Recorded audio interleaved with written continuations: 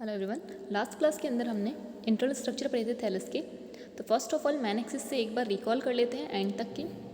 Man axis का सबसे outer layer meristem होती है। मेरिस्टेम क्या है?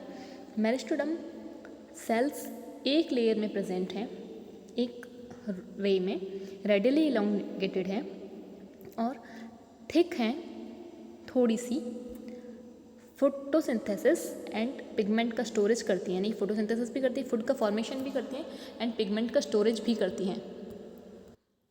इसके साथ साथ इनके सेंटर में एक लेयर होती है जिसे मेड्यूला कहते हैं और मेड्यूला के बीचों बीच, मतलब मेरिस्टेम एंड मेड्यूला के बीच में कॉर्टेक्स मिलता है जिसे मेड्यूला और मेरिस्टेम एक तरह से कवर करे हुए रहते हैं। अंदर साइड को मेड्यूला और बाहर साइड को मेरिस्टेम। कॉर्टेक्स की सेल क्या करती हैं? जो मेरिस्टेम से फूड बना है इसको स्टोर करके रखती हैं। और फिर सेंटर में आता है मेड्यूला। मेड्यूला की सेल्स क्या करती हैं? मेड्यूला की सेल्स मैकेनिकल स्ट्रेंथ प्रोवाइड करती हैं इस थैलस को, मतलब इस मैन एक्सिस को। तो ये था मैन एक्सिस का इंटरनल स्ट्रक्चर। लीफ का इंटरनल स्ट्रक्चर देखें तो सबसे पहले आउटर लेयर जिसे मेरिस्टेम कहते हैं, फिर इस मेरिस्टेम की सेल्स से एपिडर्मिस डिनोट किया गया है। मेरिस्टेम जहाँ भी नाम आ रहा है मतलब मेरिस्टेमेटिक नेचर की है एंड एपिडर्मिस को डिनोट कर रही हैं। ये जो मेरिस्टेम की जो सेल्स हैं ये इस तरह से अपने आप को रिप्रेजेंट करती हैं, मतलब रेडियली इलोंगेटेड होती हैं और पास पास प्रेजेंट होती हैं। इनके आउटर साइड में आपको एक कॉर्टिकल की लेयर मिलती है, मतलब एक क्यूटिकल की लेयर मिलती है पतली सी, और अंदर साइड में कॉर्टेक्स मिलता है। कॉर्टेक्स लीफ प्लेट की तरफ ज़्यादा अमाउंट में होता है लेकिन सेंटर में कम प्रेजेंट होता है क्योंकि सेंटर में मेड्यूला आ जाता है। मेड्यूला क्या है?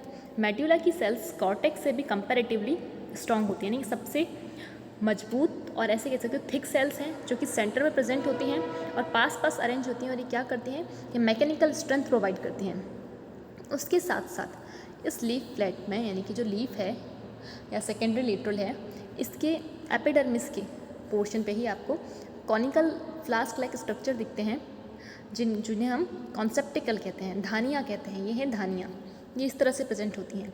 इनका क्या काम है? ये अंदर साइड में स्टेराइल फिलामेंट को कंटेन करके रखती हैं, पैराफाइसिस कहते हैं। ये इस तरह से हेयर्स को कंटेन करके रखती हैं जिन्हें पैराफाइसिस कहते हैं। तो अगर हम इसका स्ट्रक्चर देखें तो ये रहा कि ये इसकी ऐसे प्रेजेंट होती हैं। तो जब हम लीफ का स्ट्रक्चर देखते थे, ध्यान हो आपको मैंने बताया था कि इस तरह से लीफ प्रेजेंट होती है, उसके ऊपर आपको डॉट दिखते हैं। ये ब्लैक ब्लैक डॉट को कॉन्सेप्टिकल कहते हैं। और एक कॉन्सेप्टिकल को देखें तो वो कुछ इस तरह से होती है, जिसकी ये लेयर हो गई स्टेराइल लेयर, ये हो गई पैराफाइसिस। पैराफाइसिस लंबे लंबे फिलामेंट होते हैं जो कि इस कैविटी से बाहर निकले हुए होते हैं और जो इनकी ओपनिंग होती है इसे ऑस्टियोल कहते हैं। तो ये हो गई ऑस्टियोल। इस तरह से कंप्लीट। तो आई होप आपको ये कॉन्सेप्टिकल का स्ट्रक्चर समझ में आया होगा। ध्यान रखना एक पॉइंट यहाँ पे ये है कि जो लीफ पे कॉन्सेप्टिकल मिलता है वो स्टेराइल टाइप का होता है। स्टेराइल का मतलब ये रिप्रोडक्शन में पार्ट नहीं लेगा, लेकिन रिसेप्टिकल्स पे भी कॉन्सेप्टिकल मिलता है। रिसेप्टिकल पे कॉन्सेप्टिकल मिलता है, वो फर्टाइल टाइप का होता है। वो क्या करेगा? जो रिप्रोडक्टिव ऑर्गन है उन्हें कंटेन करेगा। तो हम जब रिसेप्टिकल्स पढ़ेंगे, यानी कि जब रिप्रोडक्शन पढ़ेंगे, तब रिसेप्टिकल्स पे किस तरह का कॉन्सेप्टिकल बनता है उसे देख लेंगे, किस तरह की धानियाँ उत्पन्न होती हैं। यहाँ तक का पॉइंट समझ में आया होगा। अब एयर कैविटी की बात करें तो एयर कैविटी में आउटर साइड में मेरिस्टेम जैसा यहाँ पे मिलता है, फिर कॉर्टेक्स 4 to 5 लेयर, लेकिन सेंटर में एयर कैविटी होती है। एक चैम्बर होता है, हॉलो चैम्बर, जिसे एयर कैविटी कहते हैं, और ये है एयर चैम्बर या फिर एयर सैक का स्ट्रक्चर। तो इस तरह से ये सारे इंटरनल स्ट्रक्चर हमने लास्ट क्लास में कवर कर लिए थे। आज सिर्फ रिकॉल करना था, तो मेनली आप ध्यान रखिएगा इसका अंदर क्या क्या मिल रहा है। मेरिस्टेम मेरिस्टेमेटिक नेचर में एपिडर्मिस को डिनोट करती है, कॉर्टेक्स फूड का स्टोरेज करती है, मेड्यूला मैकेनिकल स्ट्रेंथ प्रोवाइड करता है। हर जगह पे यही है, लेकिन एयर चैम्बर में बीच में कैविटी मिलती है, यानी कि मेड्यूला एब्सेंट है। यहाँ पर पैराफाइसिस मिल रहे हैं कॉन्सेप्टिकल के अंदर। कॉन्सेप्टिकल कैसा है? स्टेराइल टाइप का है। अब हम देखते हैं कि रिप्रोडक्शन की बात करते हैं। सिंपल सा, जब हमारा ये इंटरनल स्ट्रक्चर कंप्लीट हो गया है तब हम सार्गेसम में रिप्रोडक्शन कैसे होता है वो देखते हैं। तो सार्गेसम में रिप्रोडक्शन के लिए असेक्सुअल एंड सेक्सुअल दोनों तरह से होता है। असेक्सुअल की अगर बात करें या तो कह सकते हैं कि इसके अंदर असेक्सुअल तो नहीं, लेकिन वेजिटेटिवली रिप्रोड्यूस होता है। कैसे होता है? सिंपल सा फ्रेगमेंटेशन। फ्रेगमेंटेशन। फ्रेगमेंटेशन में कैसे कि जो वेजिटेटिव रिप्रोडक्शन होना है, तब वेजिटेटिव रिप्रोडक्शन के टाइम पर जो थैलस है वो ओल्ड एंड डिके हो जाता है। जब पुराना हो जाता है तो वो फ्रेगमेंट्स में टूट जाता है, छोटे छोटे खंडों में, और हर एक फ्रेगमेंट क्या करेगा, न्यू थैलस का फॉर्मेशन कर देगा। ये तो हुआ नॉर्मल वेजिटेटिव रिप्रोडक्शन के लिए। सेकंड, अगर सेक्सुअल रिप्रोडक्शन की बात करें तो सेक्सुअल रिप्रोडक्शन आपको कॉन्सेप्टिकल्स के अंदर मिलेंगे। कॉन्सेप्टिकल धानियाँ, और वो किस तरह की होंगी, वो होंगी फर्टाइल कॉन्सेप्टिकल।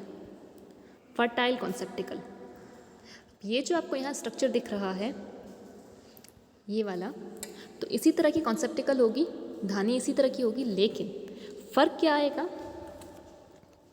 कि जैसे ये कॉन्सेप्टिकल है तो यहाँ पर जो लेयर होगी वो फर्टाइल सेल्स की होगी, और ये फर्टाइल सेल्स की लेयर क्या करेगी, या तो एंथ्रीडिया या फिर ऊगोनिया को डेवलप करेगी। इसलिए इसे फर्टाइल कॉन्सेप्टिकल कहेंगे, क्योंकि यहाँ पर ये स्टेराइल सेल्स की लेयर है जो कि सिर्फ हेयर्स को बनाती है, और ये हेयर्स क्या करते हैं, म्यूसिलेज को सिक्रेट करते हैं, श्लेष्मा को सिक्रेट करते हैं। लेकिन फर्टाइल कॉन्सेप्टिकल के अंदर जो उर्वर धानियाँ हैं उनके अंदर क्या होगा, रिप्रोडक्टिव ऑर्गन को कंटेन करेगी। और ये कहाँ पे मिलती हैं, तो फर्टाइल कॉन्सेप्टिकल रिसेप्टिकल पर मिलते हैं। रिसेप्टिकल जो हैं उनके ऊपर फर्टाइल कॉन्सेप्टिकल मिलते हैं। देख लेते हैं कैसे। बात करते हैं सबसे पहले कि ये है एक रिसेप्टिकल, ठीक है। रिसेप्टिकल की जो टिप की सेल्स हैं, टॉप सेल्स, जो इस तरह से रिसेप्टिकल होता है ब्रांच्ड, तो इसकी जो टॉप की सेल्स है जिन्हें फर्टाइल कॉन्सेप्टिकल बनाना है, उन सेल्स के अंदर क्या होगा, कोई भी एक सेल कॉन्सेप्टिकल इनिशियल की तरह बिहेव करेगी, साइज़ में इंक्रीज़ हो जाएगी। और ये साइज़ में इंक्रीज़ होने के बाद पहले सुपरफिशियली प्रेजेंट रहेगी सबके इक्वल, लेकिन धीरे धीरे ये अंदर की तरफ खुद को इंसर्ट करती जाएगी, यानी कि बाकी सेलों से अंदर की तरफ इस तरह से एम्बेडेड होती जाएगी, और बाकी सेल्स इस तरह से ऊपर साइड में ग्रोथ करेंगी। तो एक फ्लास्क लाइक स्ट्रक्चर बनने लगता है धीरे धीरे। ये देखिए यहाँ पे आपको दिख रहा होगा कि ये जो कॉन्सेप्टिकल है ये धीरे धीरे करके इस तरह से ग्रोथ करके फ्लास्क लाइक स्ट्रक्चर बना देगी। उसके साथ साथ क्या होता है कि इसके अंदर जो इन कॉन्सेप्टिकल इनिशियल है, इसके अंदर एक ट्रांसवर्स डिवीज़न होता है। ट्रांसवर्स तो नहीं कह सकते, ऐसा कह लीजिए एक ट्रांसवर्स, लेकिन वो थोड़ा कर्वेचर टाइप का होता है। इस तरह से ये इस तरह का कर्वेचर ट्रांसवर्स डिवीज़न होता है। इस वजह से यहाँ पे दो सेल्स बनती हैं। अपर वाली सेल को कहते हैं टंग सेल और लोअर वाली सेल को कहते हैं बेसल सेल। जो टंग सेल होती है ये आगे जाकर कोई स्पेशल रोल नहीं प्ले करती, ये एक वेस्टिजियल ऑर्गन की तरह प्रेजेंट रहती है। जैसे कि हमारे अंदर अपेंडिक्स होता है उस तरह से ये भी एक वेस्टिजियल ऑर्गन की तरह प्रेजेंट रहती है, लेकिन इसे आप कह सकते हैं वेस्टिजियल हेयर, अवशेषी रोम की तरह प्रेजेंट रहती है। इसका कोई स्पेशल वर्क नहीं है। लेकिन जो बेसल सेल है, ये वाली जो सेल है, इसके अंदर वर्टिकल डिवीज़न होते हैं। वर्टिकल डिवीज़न बहुत सारे इस तरह से वर्टिकली डिवाइड होती है, जिससे कि इस तरह से नंबर ऑफ सेल्स इंक्रीज़ हो जाता है। और ये नंबर ऑफ सेल्स किसका इंक्रीज़ हो रहा है, फर्टाइल सेल्स का। तो इस बेसल सेल से डिवीज़न होकर इस तरह से बहुत सारी सेल्स बनती हैं जो कि क्या है, फर्टाइल सेल्स हैं। और यही फर्टाइल सेल्स आगे जाकर या तो एंथ्रीडिया का डेवलपमेंट करेंगी या ऊगोनिया का। ये हो गई कॉन्सेप्टिकल का डेवलपमेंट। तो आई होप आपको समझ में आया हो क्या होता है। सबसे पहले रिसेप्टिकल पर कोई भी एक सेल कॉन्सेप्टिकल इनिशियल की तरफ वर्क करने लगती है। इसके अंदर एक डिवीज़न होता है किस तरह का, ट्रांसवर्स कर्वेचर डिवीज़न, अनुप्रस्थ वर्गाकार इस तरह से वृक्क की तरह डिवीज़न होगा। उस वजह से दो सेल बनती है, अपर वाली टंग एंड लोअर वाली बेसल। टंग सेल स्मॉल साइज़ की होती है, लेकिन ये सिर्फ एक वेस्टिजियल ऑर्गन की तरह वर्क करती है, वेस्टिजियल हेयर कह लीजिए। लेकिन जो बेसल सेल है, ये बेसल सेल में वर्टिकल डिवीज़न होते हैं इस तरह से, जिससे कि इसका नंबर इंक्रीज़ हो जाता है। और इसका नंबर इंक्रीज़ होने से ये पूरी ही जो कॉन्सेप्टिकल है उसकी अंदर वाली लेयर को कवर कर लेती है। यहाँ दिख रहा होगा। एंड ये क्या करेगा, ये आगे जाके या तो एंथ्रीडिया को बनाएगा या ऊगोनिया को बनाएगा। तो यहाँ तक कंप्लीट हुआ। अब बात करते हैं एंथ्रीडियम के डेवलपमेंट की। एंथ्रीडियम के डेवलपमेंट के टाइम पे क्या होता है, सबसे पहले ये जो फर्टाइल लेयर बनी है उस कॉन्सेप्टिकल के अंदर, उसमें से कोई भी सेल्स एंथ्रीडियल इनिशियल की तरफ वर्क करने लगेंगी। अब इनके अंदर, तो इसके अंदर पहला जो डिवीज़न होता है वो ट्रांसवर्स होता है। ये कोई भी एक सेल क्या हुआ, सबसे पहले किसी भी एक सेल ने, जो फर्टाइल लेयर थी कॉन्सेप्टिकल की, उसकी कोई भी सेल्स ने एंथ्रीडियल इनिशियल की तरफ वर्क करा। जो सेल्स एंथ्रीडियल इनिशियल बनेंगी वो कैसी हो जाएंगी, पैपिलामय, पैपिला लाइक स्ट्रक्चर को डेवलप कर लेंगी। और ये जो पैपिला लाइक स्ट्रक्चर है, इस तरह से सेल्स ये वाला स्ट्रक्चर बनाएंगी। अब इनके अंदर एक ट्रांसवर्स डिवीज़न होगा। नीचे वाली सेल को बोलेंगे स्टॉक सेल और ऊपर वाली को बोलेंगे बॉडी सेल। वृंत कोशिका एंड काय कोशिका, जैसा कि यहाँ पे दिख रहे हैं, दो डिवीज़न हुए। अपर वाली सेल को कहा जा रहा है बॉडी सेल एंड लोअर वाली सेल को कहा जा रहा है स्टॉक सेल। यहाँ देख लीजिए इस तरह से, ये है बॉडी सेल और ये स्टॉक सेल। अब बॉडी सेल जो है ये एंथ्रीडियल सेल के अंदर कन्वर्ट हो जाएगी and stock cell as it is रहेगी। अब ये स्टॉक सेल फर्दर डिवाइड होगी, फिर से एक बॉडी सेल बनाएगी और एक स्टॉक सेल बनाएगी एंड देन फिर से ये स्टॉक सेल डिवाइड होगी, एक बॉडी सेल एंड एक स्टॉक सेल बनाएगी। इस तरह से कंटिन्यूस डिवाइड होगी ये एक एंथ्रीडियल फिलामेंट बना देगी, कि एक जो फिलामेंट है जिसमें बहुत सारी एंथ्रीडिया डेवलप हैं। अब इनके अंदर जो इनका न्यूक्लियस है वो कैसा है, डिप्लॉयड है, क्योंकि इसका थैलस कैसा था, डिप्लॉयड था। इनका प्लांट थैलस डिप्लॉयड था, इस वजह से इनका जो न्यूक्लियस है वो डिप्लॉयड है। अब उसकी न्यूक्लियस में मियोसिस होगा। कौन सा डिवीज़न होगा इसके न्यूक्लियस में, मियोसिस डिवीज़न होगा, मियोसिस, अर्धसूत्री विभाजन। और इस मियोसिस के होने की वजह से दो सेल्स बनेंगी। जो ये अपर वाली मतलब 4 न्यूक्लियाई बनेंगे और ये चारों न्यूक्लियाई एक ही सेल के अंदर प्रेजेंट होंगे। अब इनके अंदर फिर माइटोसिस होगा, समसूत्री विभाजन होगा, जिससे कि नंबर ऑफ न्यूक्लियाई 32 से 64 हो जाएगा। तो इसे आप ऐसे समझ लीजिए यहाँ से कि सबसे पहले एक एंथ्रीडियल इनिशियल बनी। कैसी बनी, ये पैपिलामय सेल बनी, जिसमें एक ट्रांसवर्स डिवीज़न हुआ, जिससे कि अपर वाली को बॉडी सेल कहा और लोअर वाली को स्टॉक सेल कहा। काय कोशिका एंड वृंत कोशिका, ये काय कोशिका है और ये वृंत कोशिका, स्टॉक सेल। यहाँ तक क्लियर हुआ। अब इसके आगे देखते हैं स्टॉक सेल।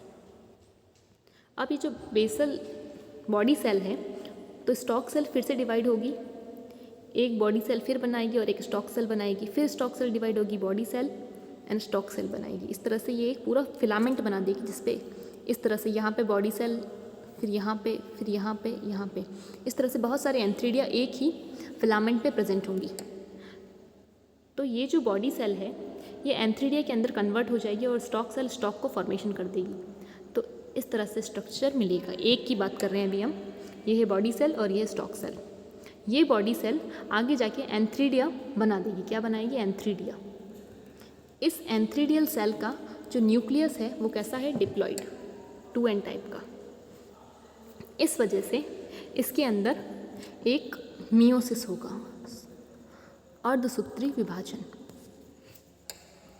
अर्धसूत्री विभाजन।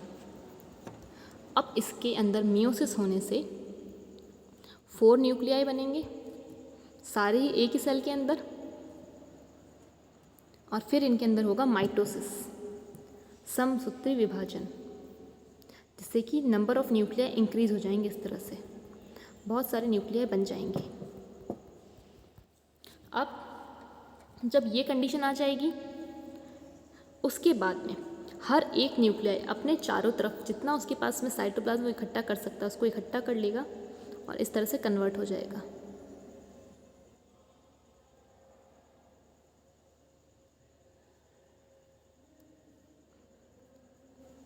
एंड देन ये एंथ्रेजॉइड्स में कन्वर्ट हो जाएंगे, पुमणु। तो ये तो हो गया एंथ्रेजॉइड्स का डेवलपमेंट। अब होता क्या है कि ये जो एंथ्रीडिया बनी है इनके ऊपर 2 लेयर होती हैं। जो ये एंथ्रीडिया बनती है इस कॉन्सेप्टिकल में, ये फर्टाइल लेयर हो गई। इस फर्टाइल लेयर से जो एंथ्रीडिया बनी, इनके पास में 2 लेयर होती हैं, ऐसे मान लीजिए। सबसे बाहर वाली जो लेयर है, ये वाली जो लेयर है, ये होती है एक्सोकाइट, और जो अंदर वाली लेयर है ये होती है एंडोकाइट। ये जो दो लेयर है, अब इसके भी बाहर साइड में यहाँ पर एक लेयर होती है, किसकी? म्यूसिलेज की। ये लेयर होती है श्लेष्मा की, सबसे बाहर की तरफ, जो कि यहाँ पे भी पैराफाइसिस होते हैं, इसके अंदर एक दो उनसे अटैच रखती है। तो जैसे कि यहाँ पे एक एंथ्रीडिया हो गई, फिर एक यहाँ पे एंथ्रीडिया हुई, फिर यहाँ एंथ्रीडिया हुई, तो ये आपस में इस तरह से चिपके रहते हैं इस म्यूसिलेज लेयर की वजह से। तो जब ये मैच्योर हो जाती है एंथ्रीडिया और इसके अंदर एंथ्रीजॉइड्स बन जाते हैं, तब ये जो म्यूसिलेज वाली लेयर है ये नष्ट हो जाएगी, डीजनरेट हो जाएगी, और यहाँ से ये स्टॉक टूट जाएगा, जिस वजह से ये किस तरह के बन जाएंगे, तो ये आपको इस तरह से दिखाई देंगे कि ये हो गई ये हो गई कॉन्सेप्टिकल, जिसके अंदर ये है पैराफाइसिस, और जो ये एंथ्रीडिया थी, इसे मैं इस तरह से डिनोट कर देती हूँ, ये स्टॉक यहाँ रह गया और ये बाहर आ गई, जो कि किसी से अटैच नहीं है अभी। एंड ये इसके ऑस्टियोल से, कॉन्सेप्टिकल के ऑस्टियोल से ये पूरा ही एंथ्रीडिया, होल एंथ्रीडिया बाहर आएगी इस ऑस्टियोल से, होल एंथ्रीडिया बाहर आ जाएगी इस एस्टियोल से। एंड देन इसकी इस एक्सोकाइट, फिर एंडोकाइट, फिर ये जो एंडोकाइट है, पहले एक्सोकाइट यहाँ पे टूट जाती है, फिर एंडोकाइट का जिलेटिनीकरण होता है, टूटती है, उसकी वजह से एंथ्रेजॉइड्स बाहर आ जाते हैं। और ये एंथ्रेजॉइड्स कैसे होते हैं? ये इस तरह से, इनके पास में टेंसल होते हैं, फ्लैजिला, एक टेंसल और एक विप्लेस, यूनिन्यूक्लिएट, आई स्पॉट प्रेजेंट होता है, इस तरह से कंडीशन होती है। इसे आप यहाँ से देख लीजिए कि जैसे ही एंथ्रीडिया डेवलप हुई, ये एंथ्रीडिया का जो न्यूक्लियस है इसके अंदर मियोसिस हुआ, और मियोसिस होने से इसका केंद्रक 4 केंद्रकों में डिवाइड होगा, और फिर उनके अंदर माइटोसिस होगा। तो इस तरह से बहुत सारे केंद्रक बन जाएंगे, ये आपको दिख रहे होंगे, इसके अंदर बहुत सारे केंद्रक हैं, और ये बहुत सारे केंद्रक अपने अपने पास के साइटोप्लाज्म को इकट्ठा करके एंथ्रेजॉइड्स में कन्वर्ट हो जाएंगे। तो जब आप एक एंथ्रीडिया फिलामेंट को देखते हैं तो आपको इस तरह से दिखेगा, स्टॉक, एंथ्रीडिया और बीच बीच में पैराफाइसिस।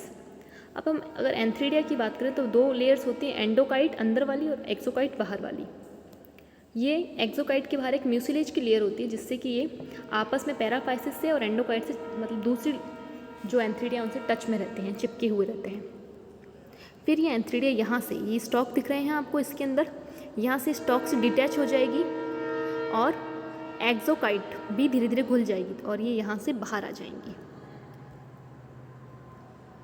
ये पूरी की पूरी बाहर आ जाएगी एंडोकाइट के साथ में। फिर टाइम के साथ साथ इनकी एंडोकाइट भी घुल जाएगी और जितने भी इसके अंदर एंथ्रेजॉइड्स हैं वो सारे बाहर आ जाएंगे। और एंथ्रेजॉइड्स कैसे होंगे? इस तरह से बाइफ्लैजिलेट, एक होगा टेंसल और एक होगा विप्लेस। देखिए बाइफ्लैजिलेट, एक होगा टेंसल और एक होगा विप्लेस। तो ये तो हो गया एंथ्रेजॉइड्स का डेवलपमेंट। अब अगर ऊगोनिया का डेवलपमेंट देखें तो उसी तरह से फर्टाइल लेयर है ये। इस फर्टाइल लेयर में जिसे भी ऊगोनिया बनाना है वो सेल अपनी साइज़ इंक्रीज़ करेगी और ऊगोनियल इनिशियल की तरफ वर्क करने लगेगी।